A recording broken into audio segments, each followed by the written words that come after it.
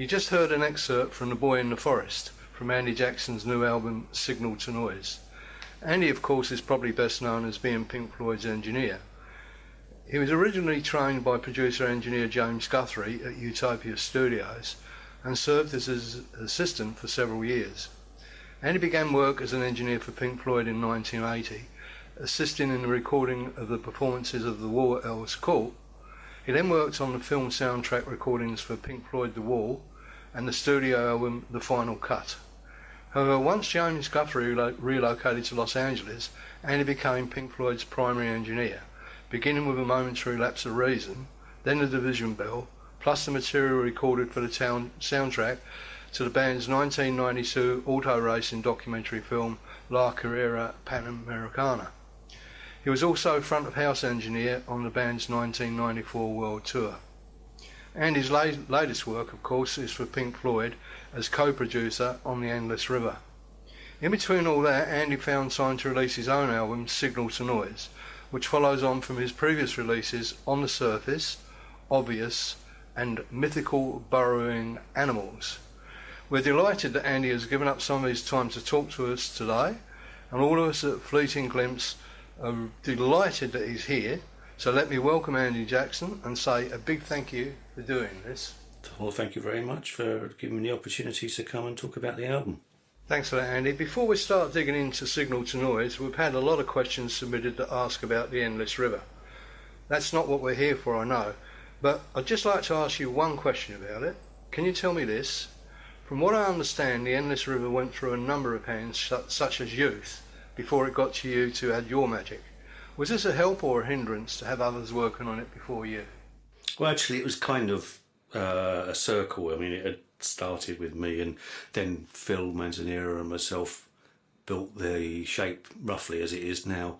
After that, it had gone to Youth for expansions and extrapolations, see what he could bring to it, and it's all useful stuff. It's all grist to the mill. I mean, it's part of what I do to draw these threads together. So every time someone would do some work on it, it was part of my role to make to integrate that into something that fitted the plan of the record and sounded like a record in the end. So no, it was all good stuff really. I mean, and everybody involved made a really good contribution.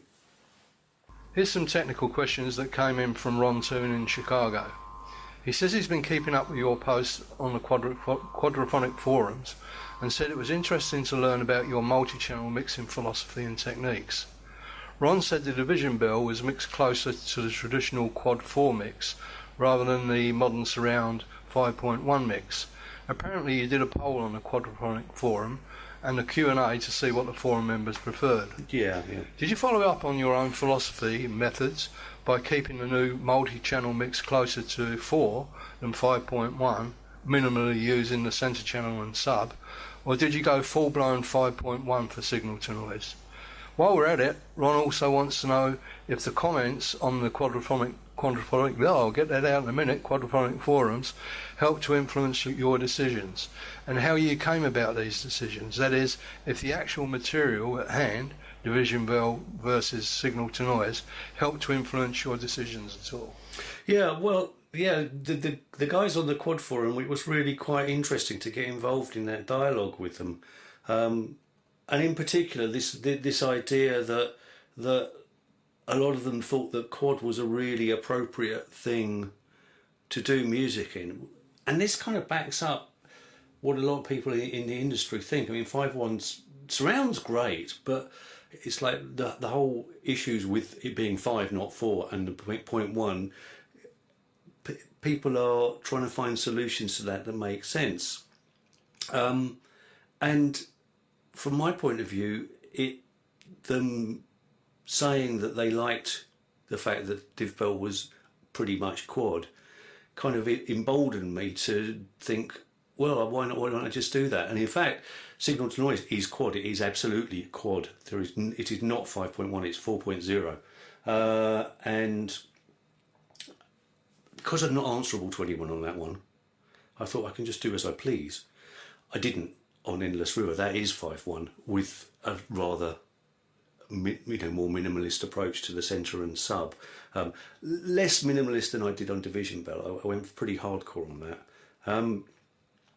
The sub is one of those things that it can be fun now and again, but essentially there's not really anything that you can do with 5.1 that you can't do with quad, and it's just such a minefield about using the centre and sub that I just decided to avoid it on signal to noise because I could. And it was very informative to have end users' opinion. I mean, actually, these guys actually listen to a lot more surround than I do, probably. So they've got it's very valid opinions. As to whether it's a choice made because of the different content, no, not really. It's just a different power base, if you like. I am not answerable to anyone with signal to noise. I can do exactly as I please. Whereas if I did that on a Floyd album, there might be grumblings eventually because somebody grumbles, some end user grumbles, and that goes down the line and gets back to me, so I have to be more conservative, really. Yeah, I guess that's it. Thanks for that. Here's a question from Mark Owen Nutto. What made you want to become a musician, Andy? Do you find it hard to go between the role of being a musician and a recording engineer? Well, maybe the question could be repurposed in some ways, or re-expressed, that what made me want to be a musician and a recording engineer, and it's the same thing really, which is just really loving, just loving music and loving records when I was growing up, and that's what drove both of those things.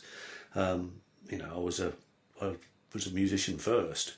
Not a particularly good one, but I was I learned to play as a kid, and I was in school bands and things like that. And they're both driven by the same thing, really, which is just, wanting to make records. It's just different aspects of the same love of records.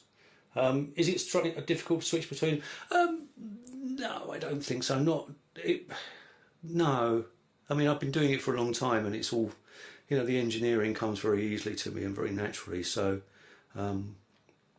any good engineer is always going to have an inherent thing of being aware of what musicians need and things like that. So it all fits together very comfortably, I think.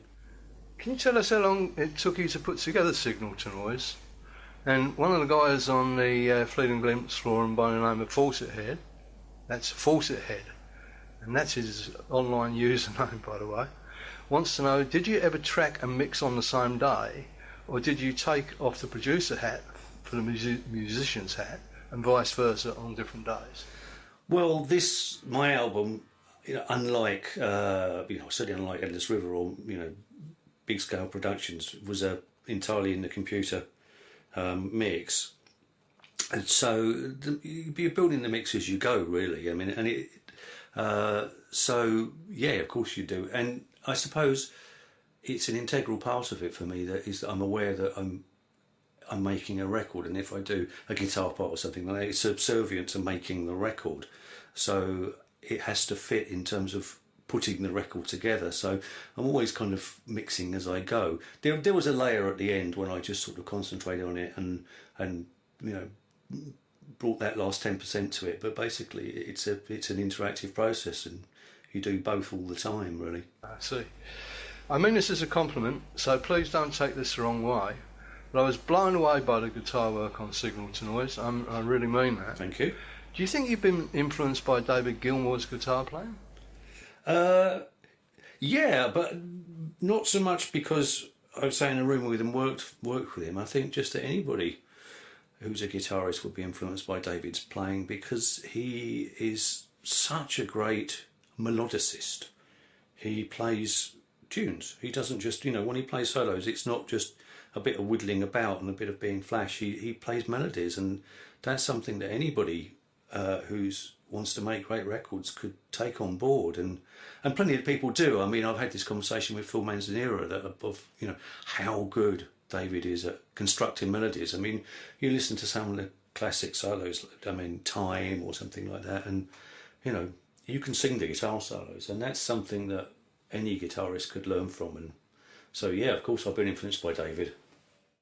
One more question, Andy. I understand that everything laid down on Signal to Noise was your own work. Yeah.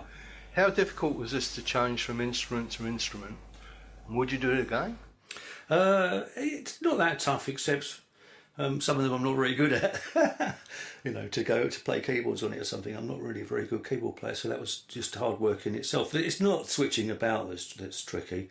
I mean, in some ways, it helps the process really of being able to, you maybe do the bass part and you do some guitar parts. You think, actually that tells me that the bass part should be different here, and you repack and you do a bit more of the bass and you jump about and things. So it's not that tricky to switch between instruments, apart from the limitations of my own abilities, really.